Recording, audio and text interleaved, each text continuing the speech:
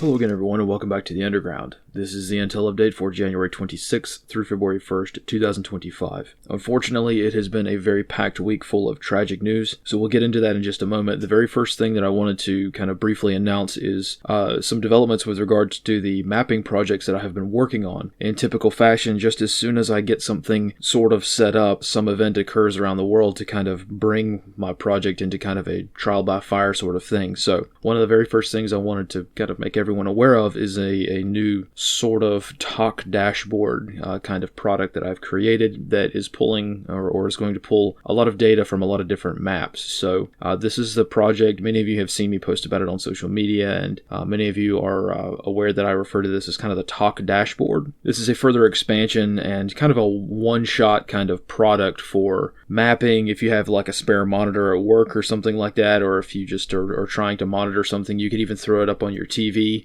in your living room if you have like screencast on your phone or something like that, you know, to just kind of open up the page in a web browser and go from there. That works just fine. So this is really just kind of a one-shot, one-screen kind of product that shows the maps and all of the things that I'm kind of working on. I can bring in things like news feeds, as you can see. I can bring in my notes from Obsidian and provide an on-screen text-based kind of thing. This is sort of similar to some of the products that we, maybe use in kind of a more military setting. Some of you guys may look at this and say, okay, this is a pretty familiar sight from some talks around the country. But yeah, for those of you who maybe don't have that bit of a background, this is something that would be helpful in that sort of setting, so that you can walk into a room, look at a screen for 10 to 15 seconds and get a complete picture of what's going on. So I wanted to announce that. Of course, I was planning on having a full, much larger video explaining all of the little tiny details of this, and I will do that in due time. It's just that right when I put this together, the world kind of fell apart, which is fairly typical. But so the general rule of thumb moving forward is if there's anything going on around the world, check this map.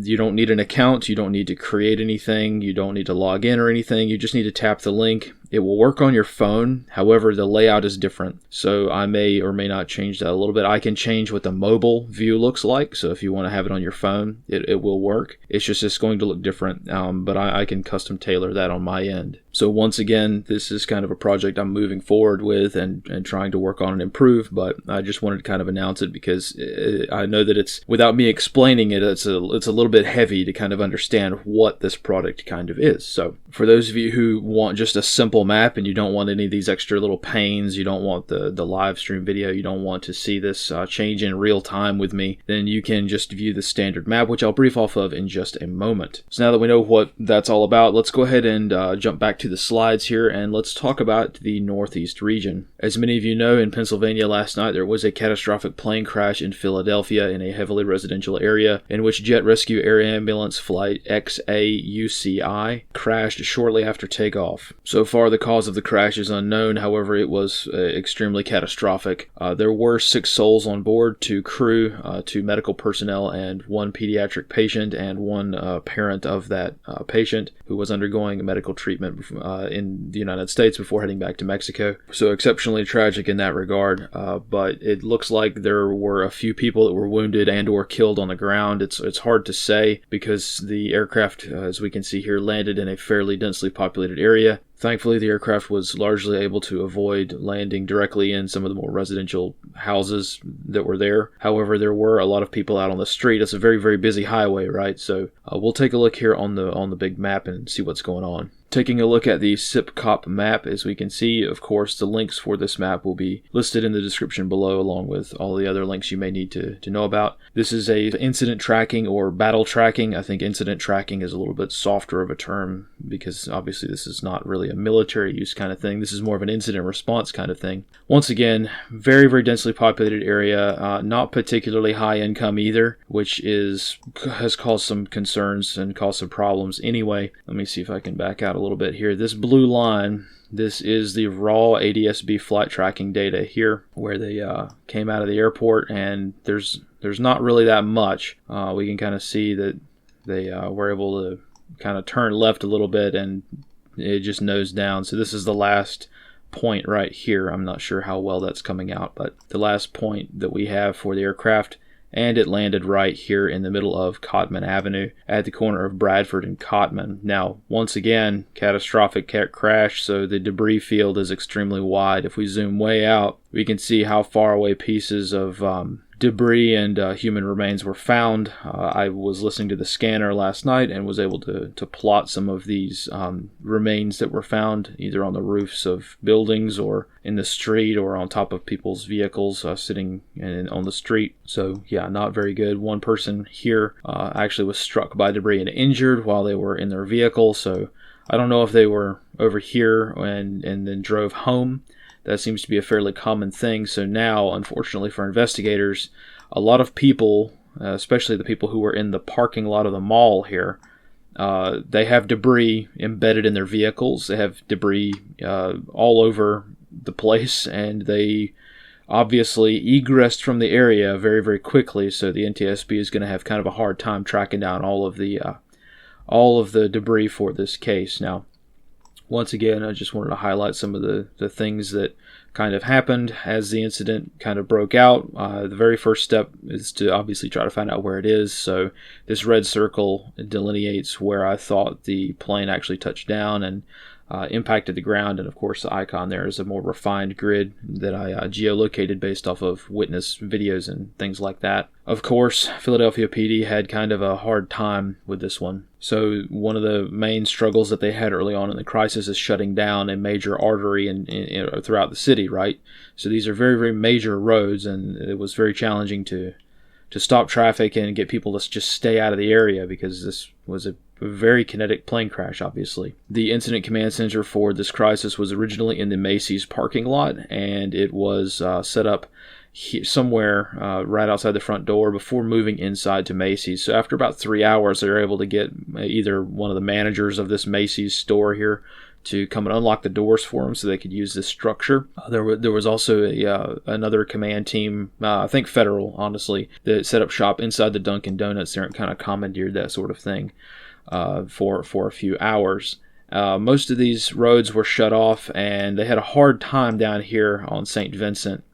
St. Vincent, again, this is not exactly a high-income area, and one of the things that they had a huge problem with was over here at the corner of St. Vincent and Bradford, Bradford, Hanford, Leonard Street. All of these places here were kind of hard for local authorities to keep people out because they wanted to go back to their house, even though their apartment was on fire. So once again, people were kind of breaching the perimeter here, which I delineated, trying to help these guys get the perimeter set.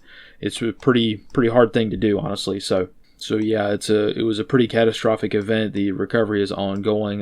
Most of these roads are open again, but I'm going to leave all of this information on the map here and then save it as a layer. So and it will be in the archive folder on my ArcGIS profile. So for those of you out there who you want to create kind of a free account for ArcGIS, you don't need any kind of subscription to get the data layers that I'm making. I'm making all of this available to everyone for free.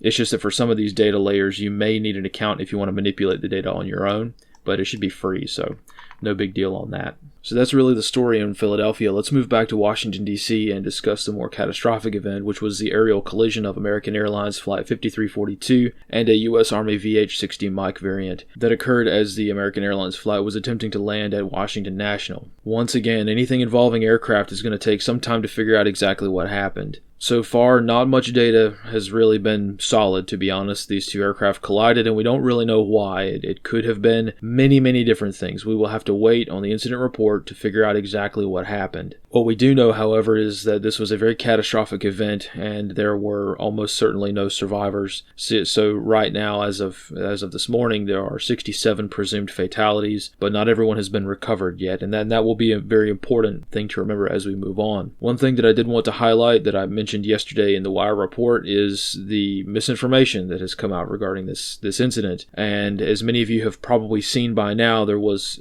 a brief scandal in which some unidentified users on social media claimed that the pilot of the Black Hawk was transgender, and we now know that is not true, or at least the person who is claimed to have been the pilot of the Black Hawk is still alive. They obviously were in the wrong unit. They were in the wrong service branch entirely, so something that's very, very obviously and blatantly false. This has not been made any better by the fact that the family has requested that the last member of the Black Hawk, their identity to be withheld for the time being. I think that probably would not have occurred had this false information not been very, very pervasive. Again, due to the terminally online nature of many people these days, even during a crisis when we're still pulling bodies out of the river, right? You've got people that want to make this some kind of narrative kind of operation. Now, we can definitely have that discussion later on, but during the crisis when people are still trying to recover the remains of their family members, it's probably not the best time for that sort of thing. So one of the things that kind of complicated this is, again, the family has requested that the last member of the Black Hawk not be identified. Who knows why? 2 members of the crew have been identified. The last one, don't know, but it will come out in the incident report. It will come out later on. Who knows why the family wants to keep the identity of their family member secret? I don't know, but they probably just don't want to have to deal with any of it. So once again, the schizos on the internet have kind of latched onto that and said, well, see, this is confirmation that something sketchy is going on. I very strongly disagree. We're going to know one way or the other, so just give it some time. There's no time-sensitive nature to this. The incident is over. There are no more lives at risk. This is done, right? So just wait, have some patience, and we'll figure out who it was later on, and I'm sure a lot of people will look very, very stupid with regards to their speculations. So speculation is not necessarily a bad thing, especially in the world of risk management. If there was some kind of threat that was not completed yet, then that speculation might be a little bit more helpful. We can go out on a little bit more limb to prevent further catastrophe from happening, but this incident is completely over with. There's nothing that can be done. We can't change the past. So yeah, it's one of those things where we've just got to kind of wait, have the patience, and realize that speculation does nothing but ruin credibility. But that's just my personal opinion. Again, speculation does no good, so I'll just kind of move to the map, and we'll talk a little bit more about the specifics of what went on. So hopping over to the map here, we can open up our bookmarks tab and find Washington, D.C., so that we can easily and quickly navigate around. And let me go ahead and close that, and we can see the crash site here. Now, originally, once again, in the water, it's hard to georeference things, it's hard to geolocate things. So I'm sorry if this grid is not accurate. The grid that I have for the aircraft was what the divers conveyed over the radio via sonar scanning. So I think it's about as accurate of a grid as we're going to ever possibly get. But again, the debris field is fairly large. I do not have the grid for the debris of the Black Hawk, and it may have been removed by now. I don't actually know. Either way, the Black Hawk is somewhere in this region to the southwest of the main crash site. In either case, again, standard incident tracking kind of rules apply here. Was able to identify 3 main staging areas for resources. Again, the airport being right here, and the aircraft coming in again along this blue line to try to land at runway 33, which is a fairly non-standard way of landing. Either way, the airport had their emergency responders go all the way out to the shoreline here. There were forces on JBAB who were staging, but I didn't feel it appropriate to say exactly where they came from or where they're going, mostly because this map is public and unfriendly eyes are most certainly watching it. So again, this is a very sensitive area. JBAB here is a very well-known sensitive site. There's a lot of sensitive things here, so just keeping that in mind as we move forward. One of the main staging areas here was what was called as Capitol Cove, and that was one of the main places. If we can scroll in here, we can see it's a little marina for semi-private VIP vessels, things like that. I'm not entirely certain who the customers are of this, but it looks like it's just a standard marina. Probably host to VIPs because, once again, this is not a low-income area. This is a very high-income part of working things here. JBAB is where a lot of important people stay and live. Now, one of the things that occurred very early on was the Capitol Elite. This was a point of communication error and communications breakdown on the part of first responders. They can't help it. It just happened, and this is one of those things that you have to keep in mind with regards to incident response. So when this incident first occurred, plane crash, time now, go sort of thing. Of course, authorities are going to want to get to any vessel, anything that floats, with regards to a mass casualty, a very large commercial aircraft being involved in a collision in the water. That's one of the worst case scenarios that you can possibly face, right? So they're obviously going to want to get to any vessel they possibly can, and it just so turns out that the Capital Elite was anchored here and was a pleasure craft. So it's kind of one of those river cruise vessels, but it's kind of like for VIPs, a very swanky kind of vessel. This vessel was anchored here in the water, but again, communications breakdown. The Capital Elite is not actually the name of the vessel. The name of the vessel is actually the National Elite. So once again, communications matter. This is the kind of thing that happens, the misnaming of things during a crisis.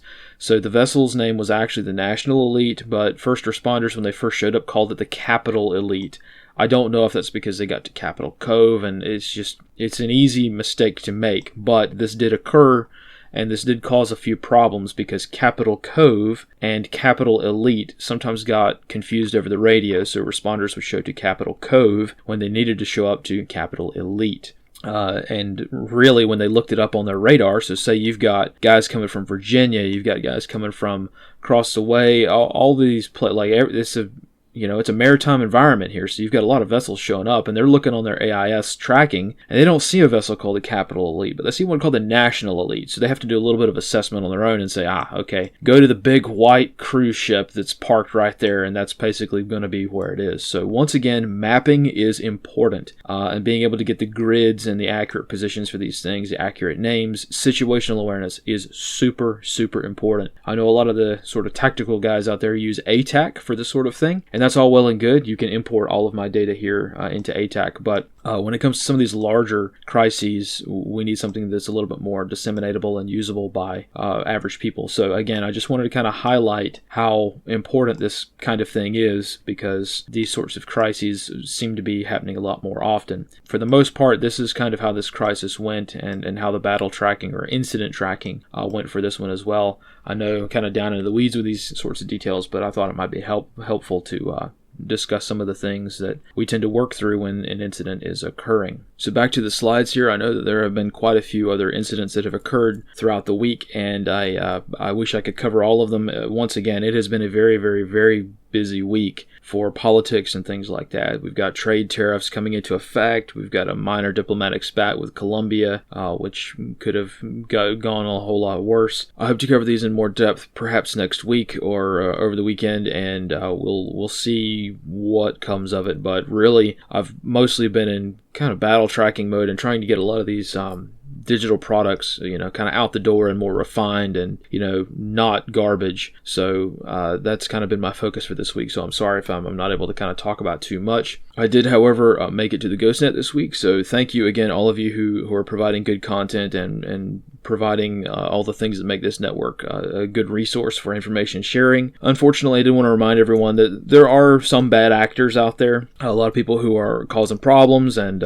making things harder, and unfortunately kind of tainting the whole thing and giving people kind of a bad taste in their mouth sometimes with regards to some of the things they say over the radio. Again, not a lot of radio dudes will talk about some of the bad culture problems, but I have experienced quite a bit of it, so I feel like I can't ignore it. And in this case, we've got the usual schizo who claims that this is some kind of honeypot kind of thing, as if amateur radio is somehow illegal to use. I have no idea literally what this guy's talking about, but I made a rather long post on social media or on Twitter about it, and this kind of thing happens all the time. I mean, I have talked kind of in somewhat of a paradoxical way. I've talked about this quite a lot, and I don't like the fact that the FCC, their database for call signs is public. I don't like that. I think that's not good. I think that's bad for privacy, and I think it's not very good. But on the other hand, you've got to realize that risk management is a huge thing. So what would you rather do? Would you rather hop on the radio with hundreds of other people and talk about things like the weather and local news and engage in something that is legal and lawful for you to do and hone your skills so that one day you can just put in 6 different characters into your, JS8 call program, if you know what I mean, if you had to one day. And now you're a completely different person sort of thing. Would you rather do that or not do anything at all? So again, in the world of radio, I think a lot of people get so paranoid that they do nothing at all. And unfortunately, these kinds of people are very, very pervasive in radio. So it's kind of a paradox because the same exact people tend to be the kind of people that are so upset about the FCC not being private or, call signs being linked to their real name, but these people will still use their real name on like Facebook and they'll use their real name, all over the internet. Anyway, I think it's kind of an interesting paradox, but once again, I just want to remind everybody out there that there are malign actors in radio. I'm not going to say there aren't. There definitely are. And a lot of them try to put a lot of fake information out there to discredit things they don't like to do. I have received untold amounts of criticism from for this GhostNet product and project from many other hams, and it's just one of those things where the opposition has been very, very significant. But I'm glad about that, honestly, because it allows us to train and get better and do good things and generally figure out how to operate around some of the bad actors. But let's face it, I think that this country's got some pretty tough times ahead, and I think that this opposition is very much a good thing because it helps us figure out how to work around this kind of thing. Because if you can't work around the average ham radio operator, seriously, if you can't operate around these guys, then you have no hope at working any kind of more serious thing. So, again, it's annoying. It really kind of irritates me a lot of times, the things that hams say and do, especially things that I've worked so hard on. But at the end of the day, it's a good thing to see, even though I'm very, very much annoyed at the kind of manipulation, the lies, the gaslighting, the things that tend to happen in the world of radio, and everyone seems to be okay with, or at least most people do. So, again, more to come on that at a later time. I just wanted to kind of address it because I thought it was interesting. But anyway, that's pretty much all I have for today. Again, here are the sources. It's been kind of a busy week. Once again, for those of you who are not familiar with how I kind of do things now, I have set up all of my sources for every wire report throughout the week. So you can click the link at the end of every wire report, and that will take you to my Obsidian page where you can get the sourcing and the links and everything you need to click on if you want to double check my work. Again, I don't expect anyone out there to trust me. I'm perfectly fine with operating in a zero trust environment. So if you want a lot of the primary sources I'm using to make these wire reports, there you go. Form your own analysis, right? You don't have to just listen to me. But I think I'll call it a day. I think that's pretty much all I have. I've got to get back to battle tracking or incident tracking, this Philadelphia thing. So hopefully I can get this out the door semi-early today. These things take a very long time to produce, as you guys can probably imagine. But yeah, again, that's pretty much all I have for today. So thank you all for watching. Thank you all for all of your support. Thank you again to all you guys on Patreon who are making this mapping project possible. This stuff ain't cheap. So again, thank you guys all for that. And I hope that I can turn that right back around and use that as a beneficial thing for the future. So once again, thank you guys all for watching, and we'll see you next time. And as always, fight in the shade.